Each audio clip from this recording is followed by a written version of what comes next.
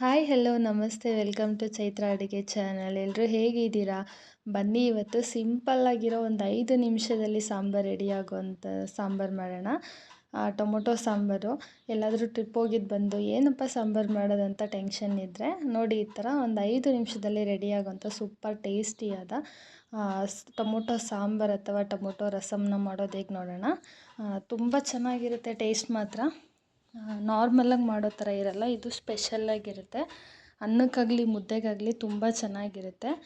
ಇವಾಗ ಇದನ್ನ ಮಾಡೋದು ಹೇಗೆ ನೋಡೋಣ ಬನ್ನಿ. ಇಲ್ಲಿ ಒಂದು 4 ಹುಳಿ ಟೊಮೊಟೊನ ತೊಗೊಂಡಿದ್ದೀನಿ. ಇವಾಗ ಇದನ್ನು ನೀರು ಬಿಸಿಯಾಗೋದಕ್ಕೆ ಇಟ್ಟಿದ್ದೆ. ಇವಾಗ ಕುದೀತಿರೋ ನೀರಿಗೆ ಒಂದು 4ರಿಂದ 5 ಟೊಮೊಟೊನ ಹಾಕ್ಕೊಂಡು ಒಂದು 5 ನಿಮಿಷ ಬೇಯಿಸ್ಕೋಬೇಕು. ಇದನ್ನು ಈ ಥರ ಬೇಯಿಸ್ಕೊಂಡು ಮಾಡೋದ್ರಿಂದ ಸಾಂಬಾರು ಟೇಸ್ಟು ಇನ್ನೂ ಚೆನ್ನಾಗಿರುತ್ತೆ.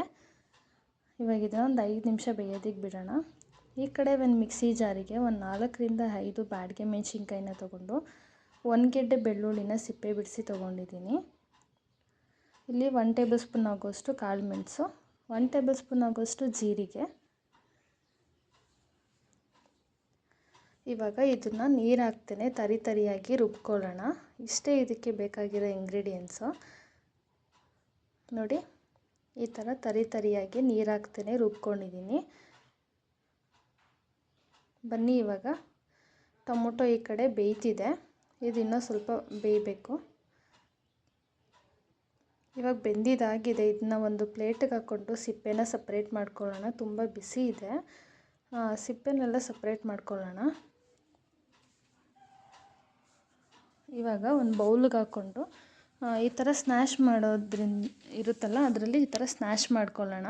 ಇಲ್ಲಾಂದರೆ ಕೈಯಲ್ಲಿ ಕೂಡ ಕಿವುಚ್ಕೋಬೋದು. ಈ ಥರ ಸ್ನ್ಯಾಶ್ ಮಾಡೋದ್ರಿಂದ ಟೊಮೊಟೊ ಫುಲ್ಲು ಸ್ನ್ಯಾಶ್ ಆಗುತ್ತೆ. ಇವಾಗ ಒಂದು ಪಾತ್ರೆ ಇಟ್ಕೊಂಡು ಅದಕ್ಕೆ 1-2 ಟೇಬಲ್ ಸ್ಪೂನ್ ಆಗೋಷ್ಟು ಆಯಿಲ್ನ ಬಿಸಿ ಮಾಡಿ 1 ಟೇಬಲ್ ಸ್ಪೂನ್ ಆಗೋಷ್ಟು ಸಾಸಿವೆ ಮತ್ತು ಸ್ವಲ್ಪ ಜೀರಿಗೆನ ಹಾಕ್ಕೊಂಡು ಅದು ಚಿಟಪಟ ಅಂದಿದ ತಕ್ಷಣ ಒಂದೇ ಒಂದು ಒಣಗಿದ ಮೆಣಸಿನ್ಕಾಯಿ ಮತ್ತು ಕರಿಬೇವನ್ನ ಹಾಕ್ಕೋಬೇಕು. ಇದಕ್ಕೆ ನಾವು ರುಬ್ಬಿರೋವಂಥ ಮಸಾಲೆನ ಹಾಕ್ಕೊಂಡು ಸ್ವಲ್ಪ ಫ್ರೈ ಮಾಡ್ಕೊಳ್ಳಿ, ಹಸಿ ವಾಸನೆ ಹೋಗೋ ತನಕ.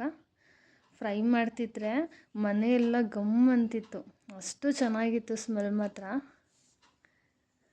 ಇವಾಗ ನಾನು ಸ್ನ್ಯಾಶ್ ಮಾಡಿ ಇಟ್ಕೊಂಡಿದ್ನಲ್ಲ, ಅದನ್ನು ಆ್ಯಡ್ ಮಾಡ್ಕೊತೀನಿ.